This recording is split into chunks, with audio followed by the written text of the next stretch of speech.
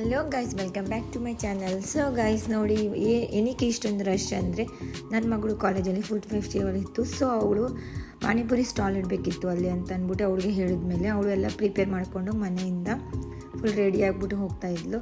So guys ನೋಡಿ, ನಮ್ಮ ಅಕ್ಕನ ಮಗಳು ಹೆಂಗೆ ರೆಡಿ ಆಗವಳೆ ಈರುಳ್ಳಿ ಕಟ್ ಮಾಡೋಕ್ಕೆ. ಆಮೇಲೆ ನನ್ನ ಮಗಳು ಕನ್ಫ್ಯೂಸಲ್ಲಿ ಇತ್ತು, ಮಮ್ಮಿ ವಾಟರ್ ಸ್ವಲ್ಪ ವ್ಯತ್ಯಾಸ ಬಂದರೆ ತುಂಬ ಪ್ರಾಬ್ಲಮ್ ಆಗಿಬಿಡುತ್ತೆ, ಯಾಕಂದರೆ ಮಿನಿಮಮ್ ಒಂದು 300 ಮೆಂಬರ್ಸ್ಗಾರು ಮಾಡಬೇಕಿತ್ತು ಪಾನಿಪುರಿ.